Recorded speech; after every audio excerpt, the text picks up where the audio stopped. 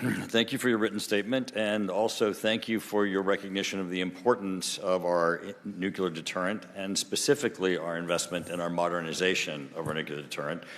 We are behind, as you know, in the modernization of our nuclear stockpile. Your recognition of our investment in our triad and our command and control is incredibly important. Thank you also for your recognition of the importance of our future investment in missile defense and the importance that the Golden Dome will play.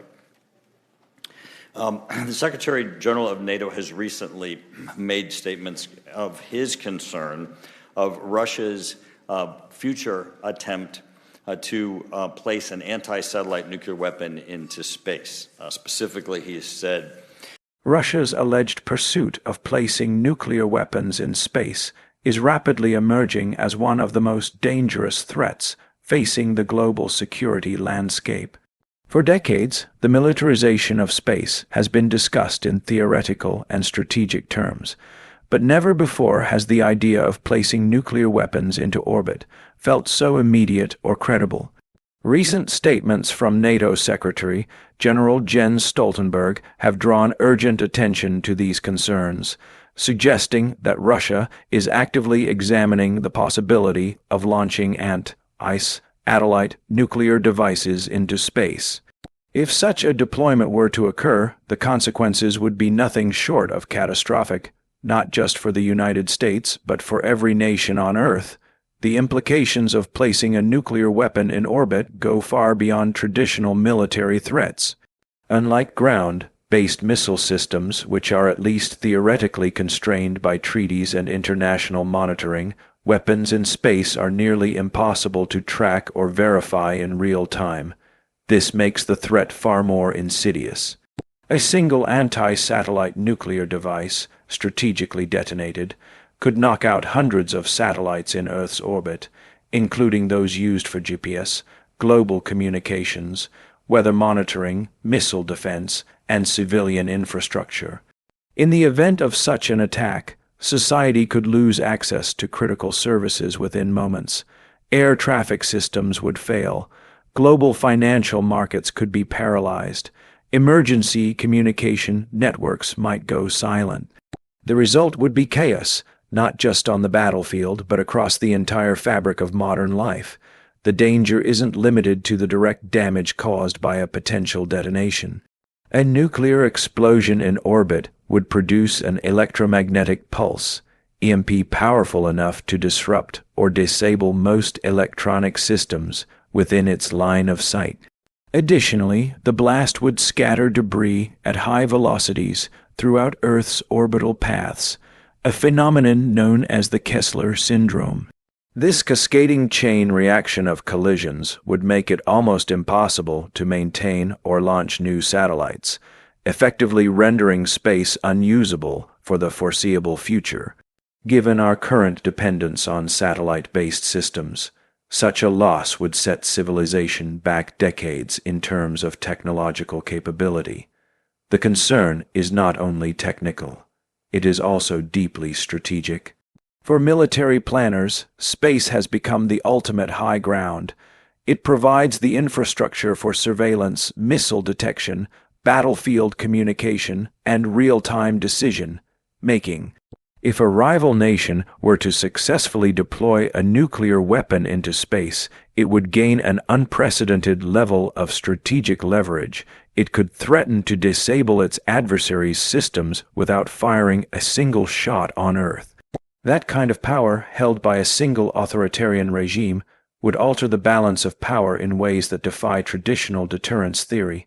It would usher in a new era of geopolitical instability, where space becomes a battlefield as contested and dangerous as any on land, sea, or air. What makes this situation even more alarming is the apparent lack of global awareness.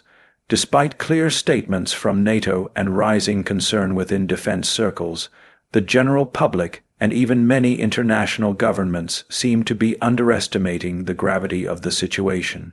During a recent visit to Wright-Patterson Air Force Base, the NATO Secretary General openly expressed concern that the world is not paying enough attention to this escalating danger.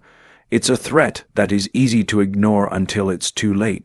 Once a nuclear weapon is in orbit, it becomes far harder to remove, disarm, or neutralize without provoking broader conflict.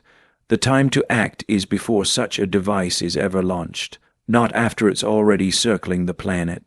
It's important to understand that this development would also represent a clear violation of international law. The 1967 Outer Space Treaty, signed by more than 100 countries including Russia and the United States, explicitly prohibits the placement of weapons of mass destruction in orbit or on celestial bodies. This treaty was created to ensure that space remains a domain for peaceful exploration and mutual benefit, not a militarized zone of destruction. If Russia were to ignore this treaty and proceed with such a deployment, it would signal a dramatic breakdown in international norms. It would also undermine the credibility of future diplomatic efforts, as nations would be less likely to trust one another in space or elsewhere. In many ways, the situation mirrors the early stages of the nuclear arms race during the Cold War. Back then, the world faced the terrifying prospect of nuclear war on Earth. Now, we may be facing the next phase of that same nightmare, except this time the weapons would be overhead, orbiting silently and invisibly until it's too late. The difference is that the infrastructure we rely on today is far more vulnerable. Unlike Cold War-era technologies that were largely analog, the modern world is deeply interconnected through digital networks that depend heavily on satellite functionality. Disrupting these systems would have immediate and widespread consequences for every aspect of society, from transportation and banking to agriculture and healthcare. The strategic logic behind such a deployment, from Russia's perspective, may be grounded in achieving asymmetric advantage. Faced with economic hardship, internal dissent, and a technological race it is struggling to keep up with, Russia may view a space-based nuclear weapon as a force multiplier, something that can neutralize Western technological superiority in one devastating move. However, this is a short-sighted and self-destructive strategy. Russia, like every other spacefaring nation, also depends on satellites for both military and civilian purposes. Any detonation in orbit would cripple its own capabilities along with everyone else's, resulting in a lose-lose scenario. The international response to this potential threat must be swift, unified, and uncompromising. The United States, NATO, and other global powers must reaffirm their commitment to preventing the weaponization of space. That means investing in better space surveillance systems, hardening satellite infrastructure, and expanding diplomatic efforts to strengthen and enforce international treaties. It also means increasing public awareness so that citizens understand what's at stake and why their governments are prioritizing space defense. Ultimately, the deployment of nuclear weapons in space would mark the beginning of a dark new chapter in human history, one where the very orbit of our planet becomes a zone of suspicion, confrontation, and destruction. To prevent that future, the world must recognize the seriousness of the threat today. The actions we take now will determine whether space remains a domain of peace and innovation, or becomes the next front in an endless cycle of conflict. The choice is ours, but the clock is ticking. The modernization of the United States' nuclear stockpile and space defense capabilities is a pressing issue that has gained renewed attention in recent years. Despite being a global superpower with an advanced military infrastructure, the U.S. has fallen significantly behind in updating and enhancing its nuclear arsenal and the associated systems that operate in space. This delay in modernization presents a serious vulnerability at a time when adversaries like Russia and China are making aggressive advancements in their own defense technologies. The slow pace of American upgrades has triggered concerns across the defense community, highlighting the urgent need to revitalize both nuclear deterrence strategies and space-based defensive capabilities. Nuclear deterrence has been the cornerstone of U.S. military strategy since the Cold War. The idea is simple yet powerful. Maintain such a formidable and credible nuclear force that no enemy would dare risk launching a first strike. However, deterrence only works if the threat is real and the systems supporting it are reliable. Unfortunately, many components of the U.S. nuclear triad, comprised of land-based intercontinental ballistic missiles (ICBMs), submarine-launched ballistic missiles (SLBMs), and strategic bombers, are aging rapidly. Some systems, like the Minuteman Roman III ICBMs, have been in service since the 1970s. Though still operational, they are based on outdated technology and require increasingly expensive maintenance just to remain functional. The issue becomes even more critical when considering the role space plays in maintaining and deploying these nuclear assets. Satellites are responsible for early warning systems, global positioning data, secure military communications, and intelligence gathering, all vital components of a functioning nuclear deterrent. Without resilient and modern space infrastructure, the effectiveness of nuclear systems is drastically reduced. If satellites can be disabled by an adversary through cyberattacks, jamming, or kinetic weapons, the deterrence loses its credibility. Therefore, space defense is no longer a separate issue. It is a core element of nuclear readiness. Complicating matters further is the rising threat of anti-satellite weapons ASATs, which have become a focal point for military development in nations like China and Russia. These weapons are specifically designed to take out satellites in orbit, whether by direct impact or through disruptive electromagnetic attacks. If the United States doesn't modernize its satellite defenses, it risks losing its strategic advantage in a future conflict. Unlike previous generations, where conflict might have been limited to physical battlegrounds, modern wars could begin in space, with attacks on key communication and reconnaissance satellites that would blind and isolate military units. The Department of Defense has acknowledged these challenges and has begun taking steps toward modernization, but progress remains slow and often hampered by political gridlock and budgetary constraints. Funding for new ICBM systems, such as the Ground-Based Strategic Deterrent GBSD program, has moved forward, but these initiatives are years from full implementation. Similarly, investments in missile defense systems like the Golden Dome are being pursued, yet they require massive financial backing and technological breakthroughs to become truly effective. The scale of the task is daunting, but the alternative, failing to act, could result in severe strategic disadvantages for decades to come. What makes the current situation particularly precarious is the timing. Adversaries are not standing still. Russia is reportedly developing new nuclear delivery systems, including hypersonic glide vehicles that are difficult to detect and intercept. China has invested heavily in modernizing its nuclear arsenal and expanding its satellite infrastructure. Both countries have demonstrated the capability to launch ASAT tests, and their willingness to push the boundaries of international norms is increasingly evident. In contrast, the U.S. has spent much of the past 2 decades focused on counterinsurgency and low-intensity conflicts, which did not require the same level of investment in nuclear or space-based technologies. Moreover, modernization isn't just about upgrading hardware. It's also about integrating new technologies like artificial intelligence, quantum computing, and next-generation surveillance. These innovations have the potential to revolutionize how military operations are conducted and how deterrence is maintained. However, incorporating them into existing frameworks requires significant investment, as well as a shift in strategic thinking. The U.S. military must adapt to a multi-domain warfare environment where threats can come from land, sea, air, cyberspace, and now space. Failing to modernize holistically would leave gaps that adversaries could exploit. There's also a morale and credibility aspect to consider. For deterrence to work, not only must systems function effectively, but adversaries must believe they do. Perception is everything in international security. If rivals begin to perceive the U.S.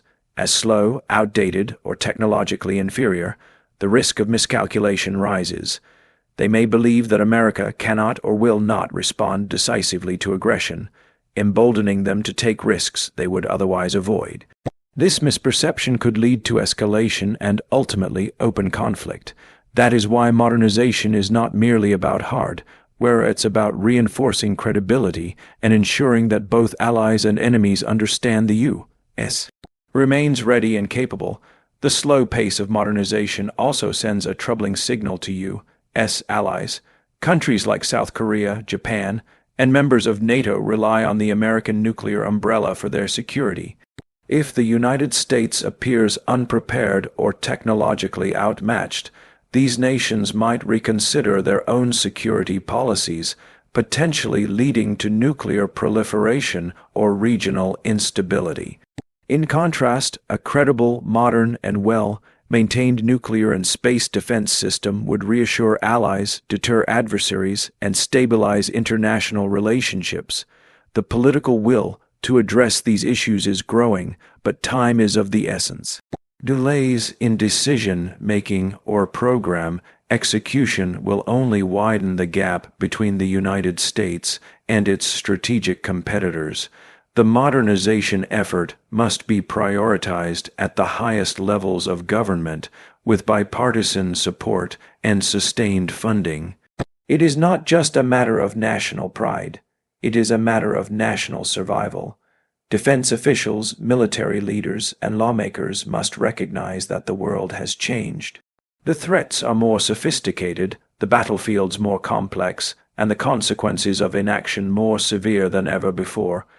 In conclusion, the United States must urgently address the reality that its nuclear deterrent and space defense infrastructure are aging and increasingly vulnerable. As adversaries develop new weapons and strategies designed to exploit these weaknesses, America must respond with equal urgency and resolve. This means accelerating the modernization of the nuclear triad, reinforcing space-based systems, and investing in emerging technologies that will shape the future of warfare. Only by doing so can the U.S. maintain its strategic edge, protect its citizens, reassure its allies, and deter those who would challenge the stability of the global order. All my testimony is that the Pentagon has plans for any number of contingencies. It is not your testimony today that there are plans at the Pentagon for taking by force or invading Greenland, correct? Because I'm sure as hell hope that it is not your testimony. We look forward to working with Greenland to ensure that it is secured from any potential threats. Excellent. I yield back. The Outer Space Treaty, formerly known as the Treaty on Principles Governing the Activities of States in the Exploration and Use of Outer Space, including the Moon and other celestial bodies, was signed in 1967 and represents one of the most important legal instruments in international space law. It establishes that space shall be used for peaceful purposes, prohibits the placement of nuclear weapons or any other weapons of mass destruction in orbit, and bans the use of the Moon and other celestial bodies for military installations or weapons testing. The treaty was signed and ratified by major spacefaring nations, including the United States, Russia, formerly the Soviet Union, and many of their allies and competitors. Despite being over half a century old, the treaty remains the foundation of current space governance, and its principles are more relevant today than ever before. As space becomes increasingly crowded and contested, the importance of upholding and enforcing the Outer Space Treaty cannot be overstated. The rise of new technologies, the involvement of private companies, and the growing interest of military organizations in the space domain have introduced complex challenges that test the strength and flexibility of this decades-old agreement. Nevertheless, the basic principles of the treaty, non-aggression, international cooperation, and the peaceful use of space, continue to serve as critical safeguards against the militarization of space. The United States, as one of the treaty's original signatories and a global leader in space exploration and defense, has a unique responsibility to uphold these principles and ensure compliance among other nations, particularly in the face of recent threats. One of the most serious concerns today is the possibility of a nation, such as Russia, violating the treaty by deploying nuclear weapons in orbit. Reports have surfaced indicating that Russia may be exploring the development of anti-satellite ASAT nuclear devices intended for space deployment. Such a move would not only defy the terms of the Outer Space Treaty, but would also signal a dangerous shift in the nature of global conflict, transforming space from a shared domain of exploration and communication into a militarized zone capable of delivering catastrophic damage to all spacefaring nations. The consequences of a nuclear weapon in space would be far-reaching. Unlike conventional military engagements that are often geographically confined, a detonation in space would have global effects. A single nuclear explosion in orbit could destroy dozens of satellites, blind early warning systems, disrupt global communications, and render portions of Earth's orbit unusable due to debris. The use of such a weapon would also violate international humanitarian law by indiscriminately affecting civilian and military infrastructure alike, potentially setting off a new era of global instability and escalating the risk of nuclear conflict beyond Earth's surface. In this context, the United States has made clear its commitment to the Outer Space Treaty. Defense officials have repeatedly stated that the Department of Defense views the prohibition of nuclear weapons in space as a top priority. Maintaining the peaceful use of space is not just a legal or ethical stance. It is a matter of national security, economic stability, and global cooperation. The U.S. continues to invest in diplomatic efforts aimed at reinforcing the treaty's principles, promoting transparency in space activities, and encouraging other nations to adhere to established norms. These actions are critical not only for preventing conflict, but also for preserving space as a viable domain for science, commerce, and communication. Moreover, the United States is actively working with its allies to develop new mechanisms for space governance and security. This includes building coalitions through alliances like NATO and working with international organizations such as the United Nations Committee on the Peaceful Uses of Outer Space COPUOS.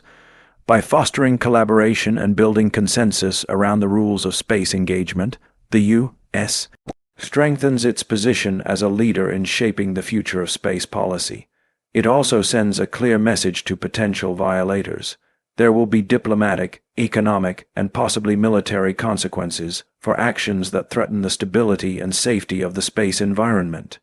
At the same time, the U.S. government has recognized the need to adapt its defense posture to the evolving threat landscape. While upholding the Outer Space Treaty, the U.S. is investing in capabilities that enhance its ability to monitor space activities, detect threats, and respond appropriately. This includes the expansion of the Space Force, the development of resilient and redundant satellite systems, and the integration of advanced technologies like artificial intelligence and quantum computing to improve space domain awareness. These efforts are not in contradiction with the treaty. They are in service of its ultimate goal: to deter aggression, protect space assets, and ensure the peaceful use of space for all. Critics may argue that the Outer Space Treaty is outdated or insufficient to deal with modern challenges. While it's true that the treaty was written in an era before private spaceflight, mega-constellations of satellites, and space-based internet, its core principles remain relevant. What is needed now is not to discard the treaty, but to reinforce and update it through supplementary agreements, best practices, and international dialogue. The U.S. can lead this process by advocating for transparency measures, data sharing agreements, and verification protocols that build trust among nations and reduce the likelihood of conflict in space. Another vital component of treaty enforcement is public awareness. The average citizen may not realize how much daily life depends on space-based infrastructure. From navigation and communication to financial transactions and weather forecasting, satellites play a central role in global civilization. Any threat to the stability of space is a threat to the modern world itself. Educating the public about the importance of space governance, the risks of space-based weapons, and the benefits of international cooperation can help build the political will necessary to support robust space policy and enforcement efforts. Furthermore, the private sector has a role to play in upholding the spirit of the Outer Space Treaty.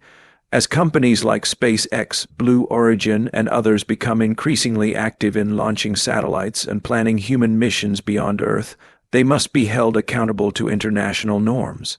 Governments should work closely with these companies to ensure compliance with treaty obligations, prevent irresponsible behavior in orbit, and promote sustainability in space operations.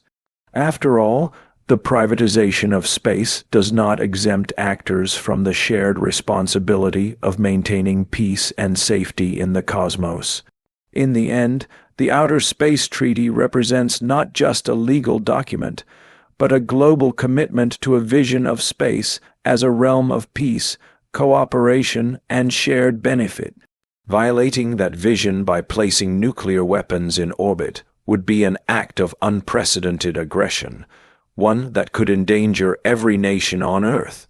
The United States must continue to lead the international community in defending the treaty, strengthening norms, and building the capacity to detect and deter violations.